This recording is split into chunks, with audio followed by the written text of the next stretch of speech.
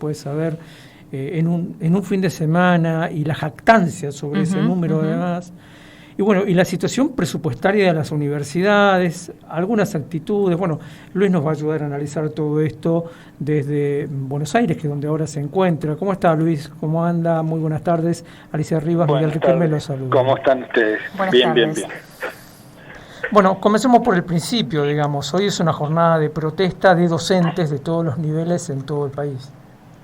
Exacto, es un paro nacional. Anoche la CETERA resolvió el paro nacional. Nosotros habíamos resuelto una jornada nacional de protesta a la espera de la decisión de CETERA. Al convocarse el paro, bueno, con las dificultades del caso, convocamos a un paro nacional. CONADU histórica, CONADU también convocó. O sea que es una medida de protesta de todos los niveles educativos, en el marco de una fecha que es el 4 de abril, que es la conmemoración del asesinato del maestro Carlos Fuentealba en Neuquén, ¿no? 17 años. Justamente 17 años en un corte de ruta que hacían los maestros y las maestras en Neuquén, que implicó una feroz represión, una cacería humana. Yo estaba en Neuquén en ese momento, que terminó con la vida, que fue un asesinato a quemarropa directamente. Bueno, pero en esa fecha que es tan sentida, uno le pregunta, bueno, ¿y qué significa? Bueno, significa que murió reclamando por los salarios y por la educación pública. Entonces hoy viene bien honrarlo. En manos de la represión, digamos, hay que decirlo. En manos de la represión, honrar a él, honrar a su familia y honrar al sindicato del nivel primario y secundario, su organización ATEN provincial, ¿no? Ese es un tema, pero nos unen a su vez reclamos. La defensa es el paraguas general, defensa de la educación pública, pero en concreto, la eliminación del FONID nos afecta también, en particular a los docentes del nivel preuniversitario, que también lo dejan de cobrar. Es un adicional que cobraban todos los docentes de todo el país, del nivel primario y secundario, y los que de las escuelas o colegios que dependen de las universidades también, los que nosotros le llamamos los preuniversitarios, ¿no? La no funcionamiento de la paritaria nacional, que define o definía el piso salarial de la docencia en todo el país, también a nosotros nos involucraba y definía el piso salarial nuestro. Bueno, al desaparecer la paritaria nacional docente, desaparece el piso, entonces se termina de destruir más todavía la escala salarial, en el caso a nivel primario y secundario, de cada provincia, y en el caso nuestro nos sacan ese piso.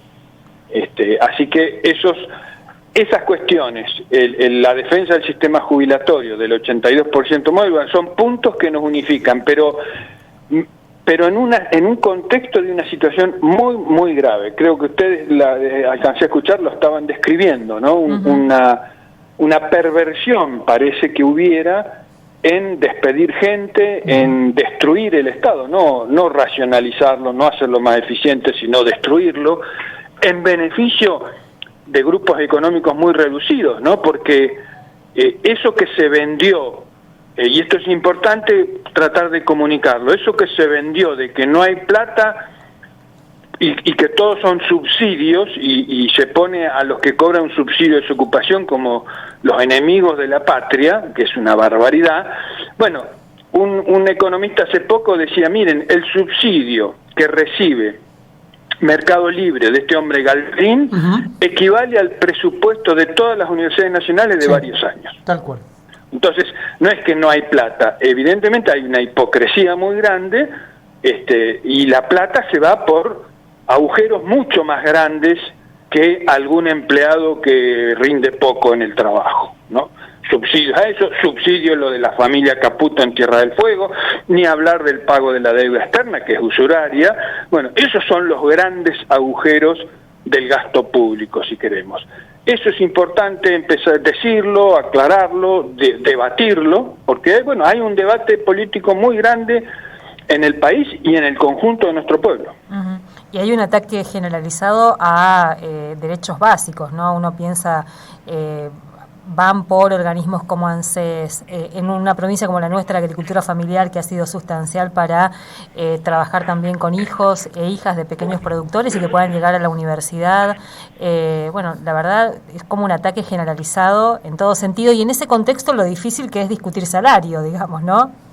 Bueno, uno dice, hoy nos solidarizamos con los empleados estatales, digamos, nacionales, digamos, y están peleando, tratando de frenar más de 15.000 despidos, como diciendo, nosotros estamos muy mal salarialmente, o yo podría decir, ellos están defendiendo la fuente de trabajo. Sí. O sea, una situación muy difícil, muy compleja.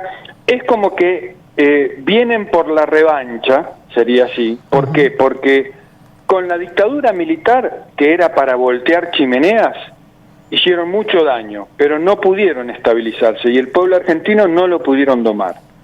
Con el gobierno de Menem siguieron volteando chimeneas y salieron las privatizaciones y todo eso, y no pudieron doblegar al pueblo argentino. Bueno, el mandato de este gobierno pareciera que es tratar de terminar lo que no pudieron terminar esos dos gobiernos tan malos para nuestro país y para nuestro pueblo. Por eso ese es el mandato. Casi diría que ni les interesa si el mandato de terminar o no su gobierno. Lo que quieren es terminar con los derechos básicos del pueblo argentino que tantos años le costó y logró conquistar. O sea, lograr la sumisión. No es sufrir 2-3 meses para luego mejorar. Es sufrir para que quede el sufrimiento en forma permanente y sea aceptado. Uh-huh. Y no se reclame. Y ese es lo que se quiere, ese es el mandato que ellos tienen. Lograr la sumisión del pueblo argentino, que es mucho más que el sometimiento. Porque la sumisión es tratar de quebrarle el espinazo para que no reclamen nunca más. Que eso en algunos países existe, ¿no? Uh-huh. Han doblegado la voluntad de reclamo de los pueblos. Luis, aquí aparece, para analizar las cosas desde el otro lugar, digamos, la necesidad urgente de la articulación, y uno nota, por ejemplo, que sobre todo delegados, la gente más joven, está empezando a saltar por encima de las rispideces que tienen organizaciones y dirigentes. Voy a nombrar dos gremios que habitualmente, siendo del mismo lugar, no actúan juntos, ATE, UPCN, y hay muchos lugares, Biblioteca Nacional, entre otros, donde los delegados de cada lugar articularon ellos y decidieron ir juntos a tomar, o a protestar, o a una medida. ¿Qué está faltando para que esto empiece a consolidarse de abajo hacia arriba y cuaje, digamos? Tenemos que avanzar y profundizar ese camino, y a su vez dejar muy claro, la dirigencia que no entienda que es necesario la máxima unidad para enfrentar esto, que es muy grave porque no alcanza con cada uno, bueno, esa dirigencia no puede ni dirigir el tránsito y tendrá que dedicarse a otra cosa. Pero hoy la necesidad es juntar las fuerzas lo más que se pueda para defenderse. Ese es un primer punto. El otro punto es que el que no lucha pierde. Uh-huh, claro. O sea, si no nos unimos y no luchamos, perdemos. Y eso es lo que está en juego. Ese no es solo un debate en la dirigencia, también es un debate en el seno del pueblo, ¿eh? Sí. Es un debate en todos nosotros, porque hay algunos que todavía siguen con la versión de que es cuestión de sufrir 2 o 3 meses para después salir adelante. Y eso es mentira. Uh-huh. Eso es mentira. Va a ser sufrimiento para siempre. Eso es lo que tenemos que comprender, conversarlo fraternalmente entre todos y decir, miren, tenemos que ponerle límites, hay que frenarlos. Si no, el daño va a ser muy, muy profundo. ¿Y qué pasa con las universidades, digamos? Porque también ahí hay un actor que algunos dicen todavía no están manifestándose en la magnitud que debieran, teniendo en cuenta lo que está en riesgo, digamos. Sí, en las universidades, digamos, lo que hay es, además de la licuación de nuestro salario, que no es poco porque es el 90% del presupuesto, ¿no? O sea, cuando uno dice, nos quitaron el 40% del poder adquisitivo, es sobre un 90% del presupuesto universitario que han achicado. El otro 10% es para funcionar, que también lo han licuado, y las autoridades dicen, y tienen razón, cálculos más, menos, con ese dinero se puede mantener las universidades abiertas hasta mayo, junio o abril, mayo, dicen algunos. O sea, se las está ahogando presupuestariamente, no solo para ahorrar, sino que en el caso de la universidad quieren forzar, presionar a cada una de las autoridades, porque tenemos cogobierno universitario, tenemos autonomía, para que ante la desesperación de no tener dinero para funcionar, forzarlos a que empiecen con lo que ellos quieren, que es el sueño de arancelar la universidad. Empezar a cobrar, empezar a vender, digamos, que se meta en el mercado sobre la base de esta presión. Esa es una presión que hay que resistir, que hay que entender que es un camino de fracaso, y que nosotros lo que tenemos que hacer es conseguir de acá a un mes, 2 meses, arrancarle al gobierno el refuerzo presupuestario que haga falta. Y hay ese es el dilema. ¿Hay dentro de las universidades gente que esté, o sectores, digamos, que estén de alguna manera gestionando ese ajuste, aprovechando este contexto también? Bueno, hay algunas denuncias que han hecho los estudiantes sobre alguna sede que empezó cobrando algún tipo de trámite, ¿no? Eso no es de extrañar. La otra presión que hay es, bueno, como no hay plata, vayamos de vuelta a toda la enseñanza virtual, lo cual es volver a... Una cosa es, ante una emergencia y una catástrofe, acudimos a lo que sea para tratar de salvar algo, y otra cosa es eso, ponerlo como permanente. Y bueno, eso es degradar la formación y la enseñanza, es una salida de patas muy cortas que lo único que hace es perjudicar la formación de los jóvenes, ¿no? Entonces, esa salida también hay que decir, mira, no es el camino. No es el camino, es posible que nosotros, si nos juntamos y nos movilizamos, logremos arrancar al gobierno, porque también las encuestas, y eso nos fortalece mucho, hay las encuestas estas que están circulando, ¿no?, por todos lados. Una de ellas hace pocos días dice el 70% de la población no está de acuerdo con el ajuste presupuestario que se está haciendo en las universidades. Claro.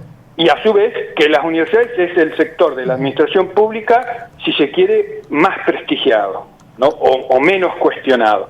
Bueno, eso es una fortaleza que tenemos que hacerla valer, agradecerle al pueblo que tenga esa mirada tan sabia y hacerla valer para tener la fuerza para que el gobierno abra la mano. Pero tener claro que no es solamente una pulseada por nuestro salario. Para el gobierno, el mandato que tiene es hacer de la educación un negocio, porque son fanáticos, ¿no? Se definen ellos, anarcocapitalistas, que todo lo gobierna el mercado. Entonces ellos lo que quieren es que la educación sea una mercancía que se compra y se vende. Y como toda mercancía, el que tiene dinero compra de primera calidad, el que tiene menos compra segundas marcas, y el que no tiene no consume. Y eso es lo que quieren hacer con la educación, que la mejor calidad sea para el que pueda pagarla, si no tendrás una oferta de menor calidad, y si no, no consumirás educación. Bien. Esa es la idea de fondo que tiene. Por lo tanto, sepamos que ese es el rumbo que quieren imponer. Luis, una última reflexión, al menos de mi parte, le pido, tiene que ver con un dato que estamos empezando a recoger ya aquí en algunas facultades, en el caso de la Universidad Nacional de Misiones. Se me ocurre que no somos un caso aislado. Muchos estudiantes de lo que se suele llamar el interior, es decir, que están lejos de las sedes, empiezan a no venir, es decir, ya no se inscribieron. Cuando uno revisa un poco los inscriptos en los primeros años y los lugares de origen en relación a la instalación de la sede, se encuentra que son o de la misma ciudad o de ciudades muy cercanas, pero las ciudades un poco más lejos ya no vienen porque es muy caro el transporte, es muy caro el alquiler, en fin, eso también ya lo están logrando, digamos. Eso es así, por eso desde el movimiento estudiantil, por lo menos en lo que he escuchado yo de las organizaciones estudiantiles, dicen, bueno, es clave el boleto estudiantil, ¿no?, que en algunas provincias existe el boleto gratuito, incluso para los estudiantes universitarios. Bueno, eso es clave. Es clave el tema de los comedores universitarios, porque es lo que le permite por lo menos tener una comida por día a esos jóvenes, y es clave el tema de las becas. De hecho, yo soy docente en la Universidad Nacional del Comahue. Acá, por ejemplo, el Consejo Superior, muy, creo, razonablemente o muy de acuerdo en ese sentido, dice, ante semejante restricción vamos a priorizar el mantenimiento de las becas, el mantenimiento de los comedores, para tratar de disminuir, paliar esa situación tan extrema en algunos casos que tienen que ver con la propia subsistencia. No pueden seguir estudiando y tienen que abandonar. Ese es un esfuerzo muy grande y es expresión de lo salvaje de este ajuste. O sea, no es solamente el ahorro presupuestario, sino los despidos, todas aquellas familias que se quedan los miembros adultos sin trabajo. Bueno, más vale que van a quedar fuera de la universidad, y no solo de la universidad, van a quedar fuera de cualquier posibilidad de estudio en el secundario incluso. Además, en medio de tanta crueldad, esta idea de resistir con todos y todas adentro, digamos, ¿no? Y ahí pensamos en sostener a los y las estudiantes en las aulas, a los y las trabajadoras dentro de las universidades, es decir, con todos y todas adentro. Exactamente, porque nadie se salva solo, por un lado, y a su vez, vuelvo a repetir, el que no lucha pierde. Disculpen la crudeza, pero a veces hay que ser muy claros en este sentido. Y a su vez es posible ganar.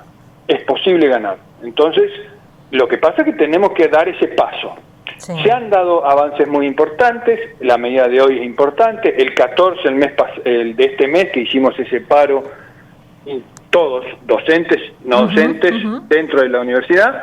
Ahora vamos a una nueva jornada de 48 horas, 10 y 11 de abril. Nosotros en Conado Histórica estamos convocando a esas jornadas de lucha con paro, o sea que vamos a parar esos 2 días, y el lunes tenemos una reunión de todos los sindicatos nacionales, con los no docentes también, la FATUN, y con la FUA, para discutir, la FUA, Federación Universitaria Argentina, que nuclea a los estudiantes. Bueno, para discutir lo que ya está acordado, que sería organizar una movilización nacional universitaria.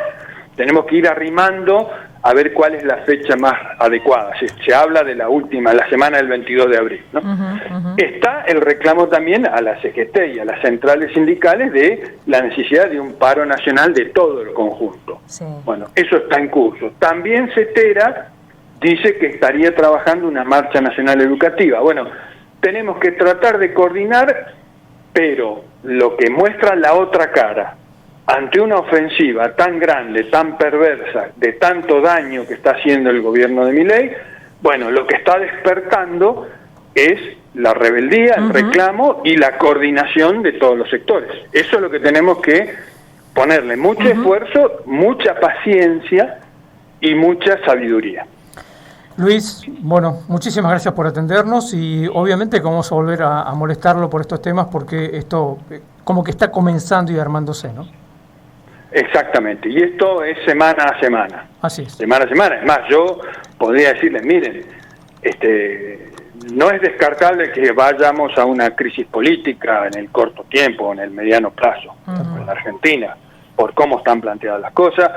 Va a haber crisis económica, no van a resolver la crisis, la van a agravar, por lo tanto ahí tenemos que en primer lugar defenderlo, ponerle el límite y después se verá. Gracias, Luis.